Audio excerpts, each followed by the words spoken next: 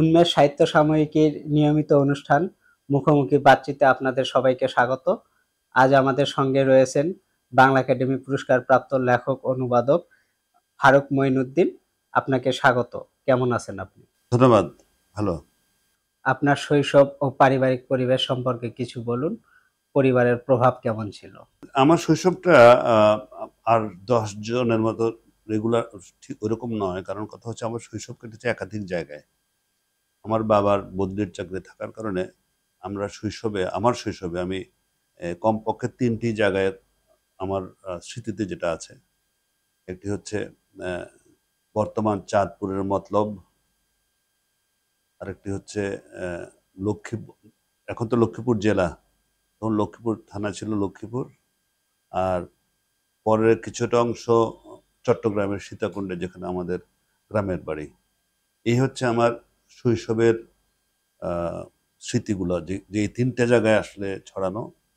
আমার স্কুল জীবনের প্রথম মাধ্যমিকের আগে পর্যন্ত আমার একটা অংশ কেটেছে ইনফ্যাক্ট চট্টগ্রামের সীতাকুণ্ডে। আর আগের যে দুটো জায়গার কথা বললাম, সেখানে কিন্তু আমি কোনো স্কুলে যেতাম না, কিন্তু আমার বর্ণ পরিচয় শিক্ষা ওখান থেকে শুরু হয়। এবং সেইটাই হচ্ছে আমার শৈশব। তো শৈশবে যেটা থাকে সবসময়, যেহেতু আমরা যেহেতু বিভিন্ন জায়গায় থেকেছি, ওই শৈশবে যে বেশ কিছু অনেক একেবারে ছোটবেলা থেকে যে বন্ধু বান্ধব হয়, এগুলো আমার খুব একটা সুযোগ ঘটেনি। আমার শিক্ষাটা হয়েছিল ঘর থেকেই, আমার মায়ের কাছ থেকে মূলত। পরে আমি একবারে ভর্তি হয়ে ক্লাস 3-তে, আমি 1-2 পড়িনি অন্যান্যদের মতন। এটুকু আমার শৈশবের স্মৃতির কথা মনে পড়ে। ছোটবেলা থেকেই কি লেখালেখির প্রতি ঝোঁক ছিল? ঝোঁক থাকলে সেটা শুরুটা হলো কিভাবে? না, ছোটবেলা বলতে হচ্ছে আমি যখন স্কুলে পড়ি তখন আমার যেটা আমার এখনো আমি বলতে পারি সবসময়, যে আমার কথা সাহিত্যের বিষয়টা, সেখানে আমার মায়ের একটা অবদান ছিল। কেন হচ্ছে বলছি, আমি যখন ক্লাস 7 কিংবা 8-এ পড়ি, তখন আমাকে আমাদের ক্লাস ওয়ার্ক দেওয়া হচ্ছিল যে বাড়ি থেকে লিখে আনবে একটি রচনা, বড় হইলে আমি কি হইব। তো সবাই যেভাবে শুরু করে, আমি যেদিন আমার ক্লাস ওয়ার্কটা জমা দিলাম, তো আমাকে টিচার্স কমন রুমে ডেকে নিল আমার টিচার। তো বললো যে সবাই তো যেভাবে শুরু করে, তুমি তো ওইভাবে শুরু করো নাই, তুমি শুরু করলে একটা গল্পের মতো করে। ইনফ্যাক্ট এর শুরুটা ছিল গল্পের মতো করে। তো এটা আমার মা আমাকে বলেছিল এইভাবে শুরু করো তুমি। তো তখন বুঝলাম, প্রথমে একটু ভয় পেয়েছিলাম কেন টিচার্স রুমে ডাকলো, পরে বুঝলাম যে ওনারা বলছেন যে এরকম ভাবে কোনো রচনা কেউ শুরু করে না, তোমার রচনাটা গল্পের মতো শুরু করার কারণে মানে ইট ওয়াজ তাদের কাছে খুব ভালো লেগেছে, এবং এটা দৃষ্টি আকর্ষণ করেছে, এবং ইট was different then other students. তো আমার এখনো মনে হয় যে আমি যে অন্যরকম গদ্য কিংবা গল্প লেখার যে প্রথম হাতে করে আমার মায়ের কাছ থেকে পেয়েছিলাম ক্লাস 7-8 থাকতে, কারণ তিনি আমাকে প্রথমে শিখিয়েছিলেন যে একটি রচনা কিভাবে শুরু করতে হয়, যেটি মানুষের দৃষ্টি আকর্ষণ করে প্রথম থেকে। সেটি হয়তো হতে পারে। তারপরে আমি এটা আমার হয়তো আমি জানি না ঠিক আমাদের পরিবারের কারোর মধ্যে এটা লেখালেখির বিষয়টা ছিল না, জিনে যেটা থাকা বলে। তবে একটি বিষয় আমি পেয়েছিলাম, সেটা আমার মা এবং আমার ভাই বোনদের কাছ থেকে, সেটা প্রচুর বই পড়া। আমার মায়ের কাছ থেকে এবং আমার ভাই বোনরা সবাই, আমার যারা বড় তারা সবাই প্রচুর বই পড়তেন। এই বই পড়ার অভ্যাসটা আমার হয়তো আমার জিনের মধ্যে ছিল।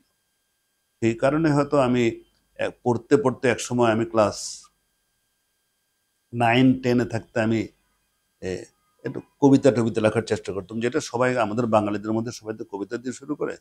তো আমি সেরকম ছড়ার মতো করে কবিতা লেখার চেষ্টা করতাম, এবং আমার প্রথম একটা ছড়া ছাপা হয় আমি যখন ক্লাস 9-এ পড়ি সম্ভবত, ইত্তেফাকের কচিকাঁচার আসরে। সেটি আমার প্রথম প্রকাশিত লেখা। সেটা আমার কাছে নাই, কিন্তু আমার মনে হয় সেইখান থেকে আমার লেখার শুরু, যদি আপনি ওইভাবে ধরেন আর কি। অর্থনীতি নিয়ে পড়াশোনা করেছেন, আবার সাহিত্যেও গভীর সম্পৃক্ত। এই দুই জগতের মেলবন্ধনটা হলো কিভাবে? এটা আসলে ঠিক ওইভাবে আমি কোনো বিরোধ দেখতে পাই না। কারণ আমি স্কুলের কথা বললাম, আমি যখন কলেজে পড়ি তখন আমি নিজে কবিতা লিখতাম। তখনও গল্প লেখা শুরু করিনি। কবিতা লিখতাম, একটা লিটল ম্যাগাজিন বের করতাম কলেজে থাকা অবস্থায়, ছোট বিজ্ঞাপন ছাড়া, নিজেদের খরচে ২-৪ জন মিলে। আহ, সেটা ছিল আমার প্রথম। এই যে আপনি বলছেন যে আহ, আমার পড়াশোনার সাথে, তো আমি ইন্টারমিডিয়েট পড়া অবস্থায় এসব কাজ করি এবং বিশ্ববিদ্যালয়ে আমি ভর্তি হই ঢাকা ইউনিভার্সিটিতে অর্থনীতি বিভাগে। এবং আমি যখন ইউনিভার্সিটিতে ভর্তি হওয়ার আগেই, আমার যখন ইন্টারমিডিয়েট এবং ইউনিভার্সিটি ভর্তির মাঝখানে একটা সময় ছিল, তখন আমি হঠাৎ করে একটা গল্প লিখলাম এবং সেই গল্পটি ছাপা হয় সম্ভবত 1978 সালে দৈনিক বাংলায়। আচ্ছা। সাহিত্য সম্পাদক ছিলেন আহসান হাবীব। আমি কখনো ভাবিনি যে আমার একটি গল্প, প্রথম লেখা গল্প, দৈনিক বাংলার মধ্যে একটি দৈনিকে আহসান হাবীবের মতো সাহিত্য সম্পাদকের হাত দিয়ে বের হবে। তো সুতরাং সেটা আমাকে প্রচন্ড একটা অনুপ্রেরণা দেয় এবং কবিতার ছেড়ে আমি তখন গল্প লেখা শুরু করি। আমি তখন যখন সিরিয়াসলি গল্প লেখা শুরু করি, তখন আমি ঢাকা বিশ্ববিদ্যালয়ের ইকোনমিক্স ডিপার্টমেন্টের ছাত্র। কিন্তু আমার ফলাফল কিংবা যাই হোক না কেন, তাতে করে আমার মনে হচ্ছে যে তার সাথে কোনো বিরোধ হয়নি। তাহলে আমি যদি ওইসব সাহিত্য চর্চা বেশি করতাম, আমার আমার হয়তো ফলাফল এত ভালো হতো না ইউনিভার্সিটি রেজাল্টে। সুতরাং আমি এতে কোনো বিরোধ খুঁজে পাইনি। এবং এর প্রচুর আছে যারা আপনি দেখবেন, অনেকে ডাক্তার কিংবা ইঞ্জিনিয়ার, তারা ভালো লেখক হয়েছে। সুতরাং বিজ্ঞান কিংবা অর্থশাস্ত্র নিয়ে পড়লে যেটা সাহিত্যের সাথে সাংঘর্ষিক হবে, সেটা আমার বিশ্বাস করি না, আমার মনেও হয় না। ব্যাংকের দায়িত্ববহুল পদে কাজ করার সময় লেখালেখি ও সাহিত্যের সময় বের করতেন কিভাবে? সেটি সবারই প্রশ্ন, অনেকেই একই কথাই বলে। কিন্তু বের হয়ে যায়, কারণ মানুষের মধ্যে একটা প্যাশন থাকলে, যখন প্রচন্ড ভালো প্যাশন থাকে, তখন কিন্তু আপনার অন্য কিছুও থাকে না। আমার কর্মজীবনে আমি ছিলাম সত্যিকার অর্থে নিবেদিত, এবং আমি সৎ থাকতে চেয়েছি আমার কর্মজীবনের প্রতি। আবার লেখালেখির প্রতি আমি একই সাথে সৎ থাকতে চেয়েছি। এর মধ্যে অন্য কিছু আসলে ছিল না। সেই কারণে যদি আমি কর্মজীবনে খুব ভালো কর্মী কিংবা দক্ষ কর্মী না হতাম, তাহলে আমি ব্যাংকিং ইন্ডাস্ট্রিতে কিংবা আমার পেশাগত জীবনে আমি সবচেয়ে উপরের স্তরে পৌঁছতে পারতাম না, মাঝখানে কোথাও থেমে যেতে হতো। তাহলে সেই ক্ষেত্রে আমি যেটা জাজ করি সেটা হচ্ছে, আমি নিশ্চয়ই কর্মজীবনে কখনো অবহেলা করিনি নিজের কাজকে, মানে যেটা পেশাগত কাজ, যেটা সেই পেশাগত কাজ যে অবহেলা করলে আমি উপরের দিকে উঠতে পারতাম না, শীর্ষ আচ্ছা। পর্যায়ে পৌঁছতে পারতাম না। সেটা হচ্ছে একটা বিষয়। দ্বিতীয় বিষয়টা হচ্ছে, ওটা বজায় রাখা তো সত্ত্বেও আমার কর্মজীবন কিংবা পেশাগত জীবনের প্রতি যে আমার ঐকান্তিকতা কিংবা আমার নিষ্ঠা, সেটি বজায় রেখে আমি আবার যখন সাহিত্য চর্চা করি, গল্প লিখি কিংবা অন্য যাই করি না কেন, সেখানেও হয়তো আমার কিছু উৎকর্ষ ছিল, তা না হলে আপনি আজকে আপনার ইন্টারভিউ নিতে আসতেন না। আচ্ছা। তো তাই এটাই প্রমাণ করে যে আসলে দুইটা কোনোটাই সাংঘর্ষিক নয়, কোনোটাই কোনোটির কোনো ক্ষতি করে না। হয়তো এরকম হতে পারে যে আমি কর্মজীবনের কারণে হয়তো আমার লেখালেখি কিছুটা কম হয়েছে, হয়তো আমার পরের দিন একটা ইম্পর্টেন্ট মিটিং আছে, আমি একটা লেখাকে অর্ধসমাপ্ত রেখে ঘুমাতে গিয়েছি, সকালে উঠতে হবে। সেই কারণে হয়তো লেখালেখিটা কিছুটা মাত্রায় হয়তো আরো একটু বেশি হতে পারতো, নাও হতে পারতো, এটা আমি বলতে পারি না। কিন্তু কখনো কখনো যে কর্মব্যস্ততা কিংবা আমার পেশাগত জীবন যে কখনো কখনো লেখার প্রতিবন্ধকতা হয়েছে, সেটা একেবারে অস্বীকার করা যায় না। তবে খুব বড় ধরনের কোনো বাধা আমি অনুভব কখনোই করিনি। ব্যাংকিং ও অর্থনীতির বইগুলোর সাথে আপনার সাহিত্যকর্মের সেতুবন্ধন কিরূপ ছিল? সেতুবন্ধন যদি আপনি সেইভাবে বলেন, এক ধরনের আছে, আবার অন্য ধরনের নাই। প্রথম কথা হচ্ছে যে আমি লিখি কেন? আমি লিখি, আমি যেটা ভাবি সেটি পাঠকের কাছে পৌঁছে দেওয়ার জন্য। আমি যখন ব্যাংকিং কিংবা অর্থনীতি নিয়ে লিখি, সেটাও কিন্তু আমি লিখি যে আমি কোনো একটি বিষয় লোকজনকে জানাতে চাই, পাঠকদের জানাতে চাই, যারা হয়তো সেটা জানতেন না। এবং সেটা আমি প্রমাণও পেয়েছি। ব্যাংকিং বলেন কিংবা অর্থনীতি বিষয়ক অনেক কথা বলেন। বিশেষ করে ব্যাংকিং এর কথা আমি বলি। ব্যাংকিং কিংবা অর্থনীতি নিয়ে বাংলায় সাধারণ মানুষের জন্য, সাধারণ মানুষের বোঝার জন্য খুব কম লেখা হয়েছে। এগুলা আহ, আমার সবসময় চেষ্টা থাকতো যে আমার যে গদ্য লেখার যে আমার ক্ষমতা, সেটিকে আমি ব্যাংকিং এবং অর্থনীতির মতো দুরূহ বিষয়গুলোকে আমার গদ্য লেখার ক্ষমতার মধ্যে সেগুলোকে সাধারণ মানুষের কাছে পৌঁছাতে পেরেছি। এবং সেটা আমি অনেক, এটা প্রতিক্রিয়া কিংবা এটির একটা অনেক আমার কি বলবো, এটাকে ফিডব্যাকও পেয়েছি যে তারা এই জিনিসটা আগে বুঝতেন না, আমার ওই লেখাটি পরে একটা কঠিন বিষয় তারা বুঝতে পেরেছেন। তো এতে আমি বুঝতে পারি যে আসলে সতীবন্ধ হয়তো ছিল, না হলে আমি যে বিষয়টা বোঝাতে চাই সেটা সাধারণ মানুষ বুঝতে পারছেন কিভাবে, সেটাতে নিশ্চয়ই একটা সম্পর্ক আছে আমার গদ্য লেখার ক্ষমতা এবং আমার ব্যাংকিং এবং অর্থনীতি বিষয়ে আমার যা জানানোর এবং আমার যতটুকু জ্ঞান সেটা আমি হয়তো মানুষের মধ্যে আহ, মানুষকে পড়াতে পেরেছি বোধগম্য করে। আপনার গল্প, প্রবন্ধ, অনুবাদ ও ভ্রমণ লেখা এই ধারাগুলোর মধ্যে কোনটি সবচেয়ে কাছের মনে হয়?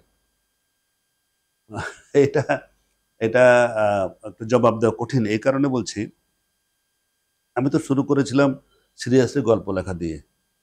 আমি যখন গল্প লিখি তখন আমার আহ, সাহিত্যের অন্যান্য মাধ্যমগুলো আমার কাছে ছিল না। আমি গল্প লেখার পাশাপাশি মাঝে মধ্যে অর্থনীতি বিষয়ক লেখা লিখতাম পত্রিকায়।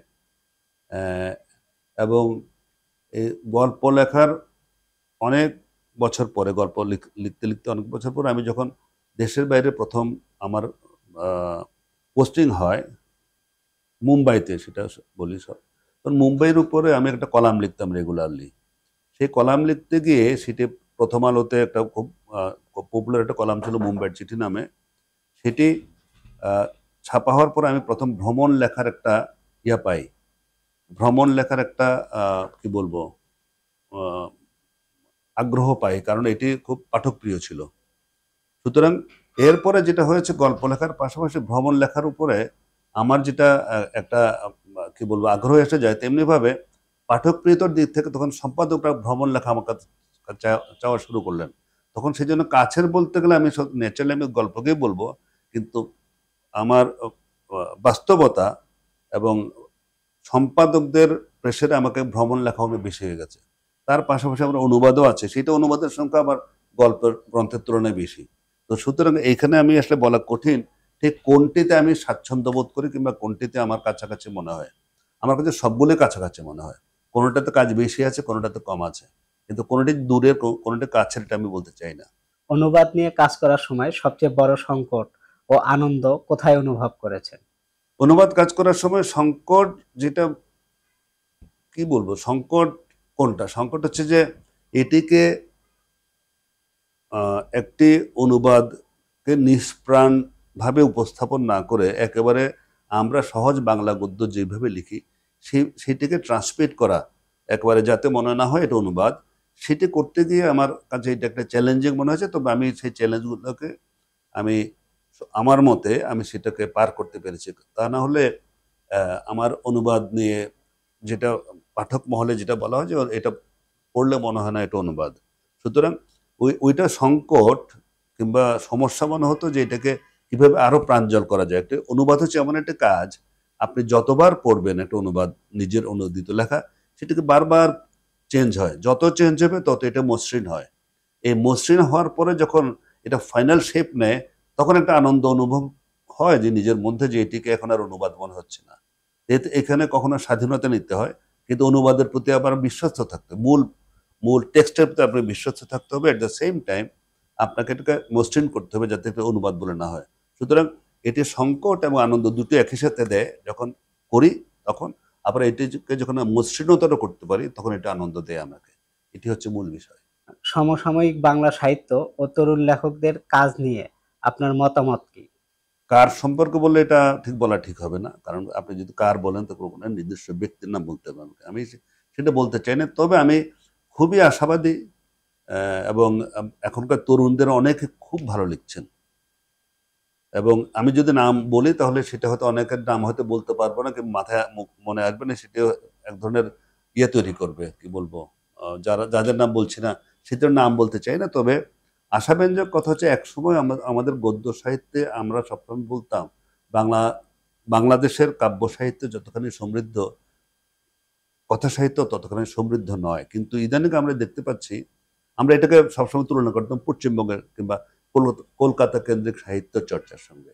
কিন্তু এখন দেখতে পাচ্ছি আসলে আমাদের কথা সাহিত্য আগের চেয়ে অনেক এগিয়ে গেছে। আমাদের অনেক প্রতিশ্রুতিশীল তরুণ লেখকরা এসছেন, তারা, এবং তাদের সংখ্যা অনেক বেড়েছে, সংখ্যা বেড়েছে এবং তাদের হাত দিয়ে খুব চমৎকার চমৎকার সব সৃষ্টি হচ্ছে, যেটা আমাদের ভবিষ্যতের জন্য আমি খুব আশাবাদী যে এরাই আমাদের বাংলা গদ্য সাহিত্যকে সামনের দিকে টেনে নিয়ে যাবেন। আমি গদ্য সাহিত্যের কথা এই কারণে বলছি, আমার কাছে অনেকের অ্যাসেসমেন্ট এটা ছিল যে আমরা একটু কথা সাহিত্যে পেছানো, সেই দুর্দিনটা মনে হয় কেটে গেছে। সুতরাং আমি কারো নাম উল্লেখ না করে আমি বলছি বাংলা সাহিত্যে এক ঝাঁক নতুন তরুণ লেখক আছেন যারা গদ্য সাহিত্য সত্যিকার সমৃদ্ধ করার ক্ষমতা রাখেন।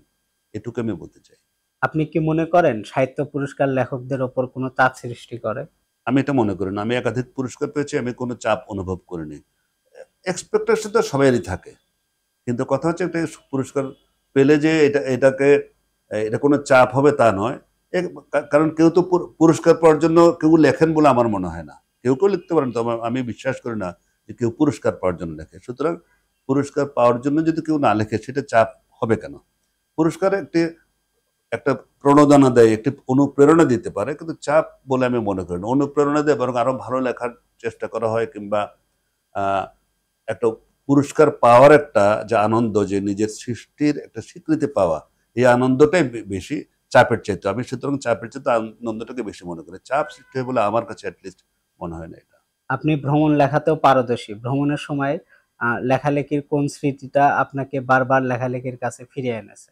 না, ভ্রমণ লেখাতে বিশেষ স্মৃতি তো অনেক স্মৃতি থাকে, মানে এত জায়গায় আমি গিয়েছি, এত ভ্রমণের অভিজ্ঞতা, সেটিতে স্মৃতি বলে তো অনেক বলা যাবে। স্মৃতির কথা বলার চেয়ে আমি যেটা বেশি বলতে চাই সেটা হচ্ছে, আমি ভ্রমণে গেলে যেটা সবসময় আমি আমার মনের মধ্যে থাকে, আমি যেখানে যাই না কেন আমি সবসময় বাংলাদেশকে তুলনা করি।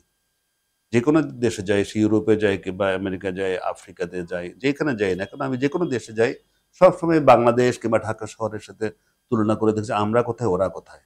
এই ব্যাপারটা আমি আমার লেখাটার মধ্যে অবধারিতভাবে আসে, যে আমরা আমাদের সাথে তুলনা করি ওদের সাথে। এবং তার সঙ্গে যেটা আমার কাছে বড় প্রাপ্তি মনে হয়, যে পাঠকরা যেটা আমাকে বিভিন্ন সময় বলেছেন, যে এটা আমার ভ্রমণ লেখা পড়লে তারা আমার সঙ্গে মানুষ ভ্রমণ করেন, মনে হচ্ছে তারা আমার সাথে যাচ্ছেন কিংবা ভ্রমণ করছেন। তো সেটি হচ্ছে আমার কাছে সবচেয়ে বড় আনন্দদায়ক অভিজ্ঞতা।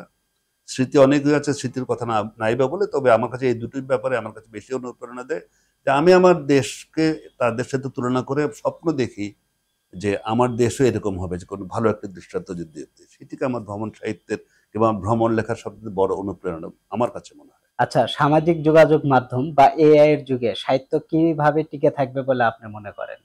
এইটা নিয়ে বিতর্কের কোনো শেষ নাই আসলে। কারণ কথা হচ্ছে যে সত্যিকার অর্থে যারা পড়তে ভালোবাসেন তারা এখনো পর্যন্ত আমাদের প্রিন্টেড বইয়ের কিন্তু অবদান শেষ হয় না। কারণ এর কারণে আমি কোথাও দেখছি না ছাপা বইয়ের পরিমাণ কমে গেছে কিংবা ছাপা বই কম হচ্ছে, তা তো নয়। সারা বিশ্ব জুড়ে সবই আছে।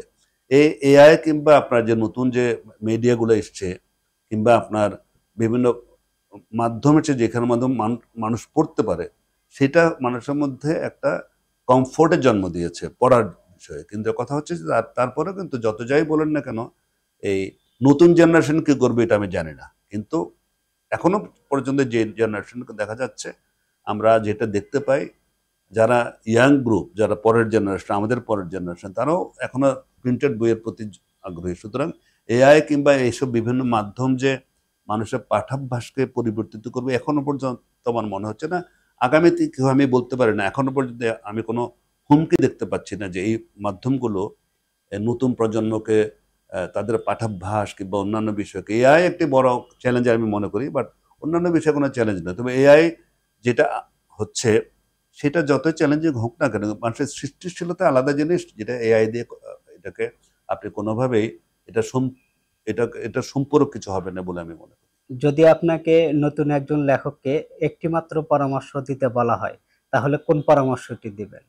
যদি নতুন লেখক হয়, আমরা একটিমাত্র পরামর্শ থাকবে, সেটি হচ্ছে যে তারা যাতে একটি লেখা শেষ করার পরে তারা যাতে এটা মনে না করেন যে এটি তার শ্রেষ্ঠ লেখা হয়ে গেছে। একজন লেখকের মধ্যে অতৃপ্তি থাকবে, সংশয় থাকবে, এবং যদি অতৃপ্তি এবং নিজের লেখা সম্পর্কে অতৃপ্তি এবং সংশয় থাকে, সেটা তাকে আগে আরো নিজেকে অতিক্রম করার জন্য একটা একটা প্রেরণা দেবে। কিন্তু যদি নিজে আত্মসন্তুষ্টিতে ভোগেন যে আমি এটা লিখেছি, এটা যথেষ্ট হয়ে গেছে, সেটা কিন্তু আমার কাছে মনে হয় যে কোনো নতুন লেখকের জন্য এটা ভালো লক্ষণ নয়। তাহলে তাকে নিজেকে অতিক্রম করার কোনো সুযোগ পাবেন না। সুতরাং এটি তার মধ্যে অতৃপ্তি এবং সংশয়টা সবসময় যদি থাকে, তাহলেই তিনি তাকে অতিক্রম করতে পারবেন এবং আরো ভালো লিখতে পারবেন। এটি আমার একমাত্র পরামর্শ কিংবা আমি উপদেশ যদি আপনি বলে থাকেন। শেষ প্রশ্ন, আপনার লেখালেখির এই দীর্ঘ যাত্রায় লেখালেখি আপনার কাছে কি মানে রাখে? ভালো প্রশ্ন। দেখেন, একজন লেখালেখি আমি একটু আগে বললাম যেটা মানুষ লেখে নিজের মনের আনন্দে। কেউ পুরস্কার কিংবা স্বীকৃতি পাওয়ার জন্য লেখে না। আমার কাছে মানে রাখে এটাই যে আপনি যে প্রশ্নটা করেছিলেন, আমার পেশাগত জীবন এবং আমার লেখক জীবন দুটো অনেক দূর, মেরুদূর পার্থক্য, একদম অপোজিট সাইড। এখন আমি জানি না আমাকে কত লোক আমাকে আমার পেশাগত পরিচয় চেনে, কত লোক আমাকে আমার লেখক পরিচয় চেনে। কিন্তু আমি দেখেছি উভয় দিকেই, কিন্তু আমি দেখেছি যে আমাকে সম্ভবত বেশি লোক লেখক পরিচয় জানে। অনেকে জানেই না আমি আমার পেশাগত পরিচয়। তো আপনি লেখালেখির কথা যদি ভাবেন, তাহলে আমি অবশ্যই দাবি করতে পারি যে আমার পেশাগত জীবনের আমার মতো যারা এই পেশায় আছে তাদের চাইতে আমি আরো দূরে এগিয়ে। কারণ একটা বিশাল পাঠক গোষ্ঠী আছে, কত সংখ্যক আমি জানি আছে পাঠক গোষ্ঠী। তা না হলে তো প্রকাশকরা আমার বই চেয়ে নিতেন না। তার মানে ওই পাঠক গোষ্ঠীটা আমাকে যেভাবে চেনেন, আবার পেশাগত জীবন হিসেবে যারা চেনেন তারাও, তাহলে আমার কাছে ওই লেখালেখিটা একটা নতুন জনগোষ্ঠীকে, একটা গ্রুপকে আমার কাছাকাছি এনে দিয়েছে যারা আমার লেখা পড়েন। এটিও লেখালেখি আমার কাছে ওইটুকু হচ্ছে আমার প্রাপ্তি। এবং আপনি যেটা বলছেন কিভাবে আমার আমি দেখি, আমি ওইভাবে দেখি যে আমাকে অনেক লোকে চেনেন, নাম বললে চেনেন, এটুকু আমার প্রাপ্তি, এটুকু আমার আনন্দ এবং স্বীকৃতি বলে আমি মনে করি। আচ্ছা, উন্মেষ সাহিত্য সাময়িকীর উদ্দেশ্যে যদি কিছু বলতেন। দেখেন, সাহিত্য সাময়িকী তো প্রায় সবাই বের করে। তো পাঠকদের জন্য একটি কথাই বলবো যে আমরা এই যে উন্মেষ কিংবা যে কোনো সাহিত্য সাময়িকী হোক না কেন, পাঠকদের কাছে পৌঁছানোর জন্য উভয়ের কিন্তু একটা ভূমিকা থাকে। সম্পাদকের ভূমিকা থাকে, সেই সময়কে লেখকদের ভূমিকা থাকে, অ্যাট দ্য সেম টাইম পাঠকেরও ভূমিকা থাকে। সুতরাং তিন পক্ষের ভূমিকা। সম্পাদকের ভূমিকা হচ্ছে একজন ভালো লেখককে এনে উপস্থাপন করা এবং সেটিকে পাঠকদের কাছে পৌঁছানো। আর পাঠকদের ভূমিকা হচ্ছে সেটিকে গ্রহণ করা কিংবা সেটি পড়ে সমৃদ্ধ হওয়ার যদি নিজে মনে করে, কিংবা তা না হয় সেটাকে সে কোনো প্রতিক্রিয়া জ্ঞাপন করে সে সম্পাদকের কাছে হোক কিংবা অন্য কিছু কোনোভাবে হোক। সুতরাং উন্মেষ সাহিত্য পত্রিকার কথা যেটা বলছেন, সেটা ৮-১০টি সব সাহিত্য পত্রিকার ব্যাপারে আমি এটি মনে করি যে সম্পাদকের সবচেয়ে বড় দায়িত্ব সম্পাদকের। তিনি লেখক খুঁজে নিয়ে, যোগ্য লেখক খুঁজে নিয়ে পাঠকের সামনে উপস্থাপন করবেন। তো উন্মেষ সম্পাদকের প্রতি আমার একে আহ্বান থাকবে, প্রত্যাশাও থাকবে, তিনি যাতে ওইরকম লেখক খুঁজে বের করেন যারা, অথবা লেখককে দিয়ে লিখিয়ে নেন। সম্পাদকের দায়িত্ব কিন্তু লিখিয়েও নেওয়া, শুধু লেখা জোগাড় করা নয়। একজন সম্পাদক সংগ্রাহক নন, তিনি সম্পাদক। এই দুটোর মধ্যে পার্থক্য আছে। সুতরাং লেখা সংগ্রাহক এবং লেখা সম্পাদক এই দুটোকে গুলিয়ে ফেললে হবে না। তো সুতরাং উন্মেষ সাহিত্য পত্রিকার প্রতি আমার একই পরামর্শ থাকবে, যাতে সম্পাদক যাতে সংকলক কিংবা সংগ্রাহক না হয়, সত্যিকার সম্পাদক হন এবং লেখককে উদ্বুদ্ধ করেন তার কাগজে লেখার জন্য। এটুকুই আমার মনে হয়, এটুকুই বলাই মনে হয় যথেষ্ট। ধন্যবাদ আপনাকে এত দীর্ঘ সময় ধরে আমাদেরকে সময় দেওয়ার জন্য। হ্যাঁ, আপনাকে ধন্যবাদ। দর্শক, আপনাদেরকে ধন্যবাদ এতক্ষণ আমাদের সঙ্গে থাকার জন্য। দেখা হবে নতুন কোনো পর্বে। ভালো থাকুন, সুস্থ থাকুন।